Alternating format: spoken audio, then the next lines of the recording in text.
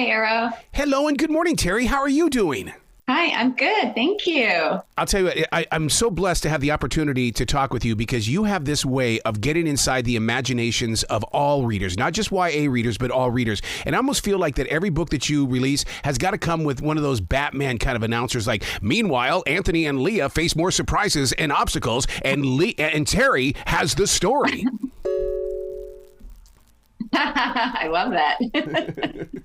I mean, really, Anthony and Leah, really, they're like the odd couple, but yet I love them together. They are every yin and yang. I mean, they are so perfect together. Yeah.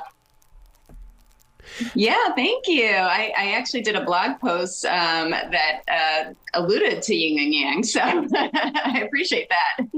To do this, though, because first of all, it's very odd that they would come together, but they do, and it's an unexpected friendship, and we like stories like that because it makes us want to look around us to see if there's something like this with us.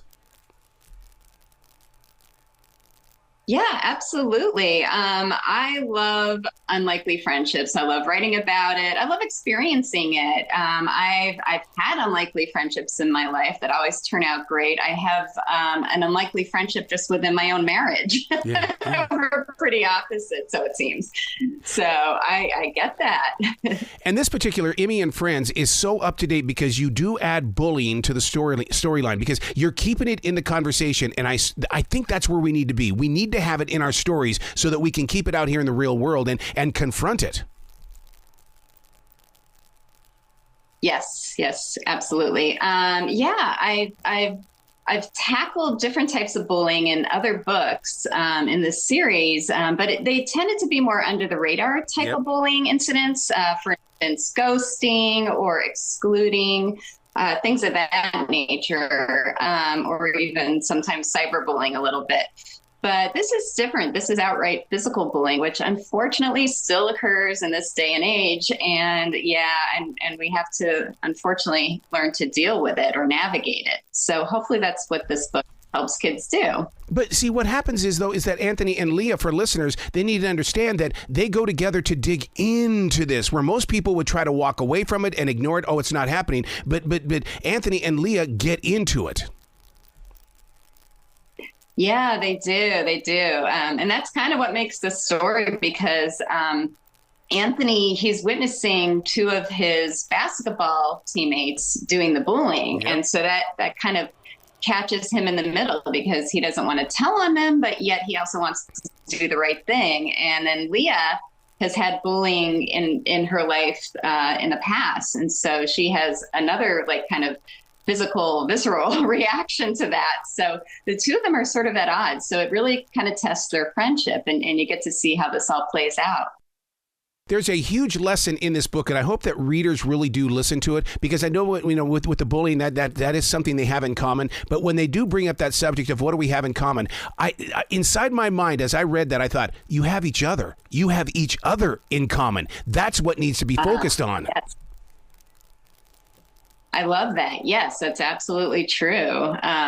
It's great to have friends and rely on each other and kind of navigate it together. And hopefully, ultimately, that's what they learn. Yeah, I can relate with Leah because, I was that person that was very shy, didn't want to get out. I created a radio station in my bedroom so I didn't have to go outside and play. So and I know that Leah and I are not we're not the only ones that go through this. And so I hope this serves as an open door.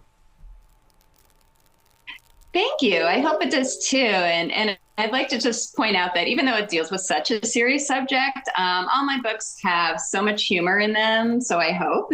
And so hopefully there's a good balance between the two, between the seriousness and the humor. And hopefully that's what will keep kids and their parents engaged. Yeah.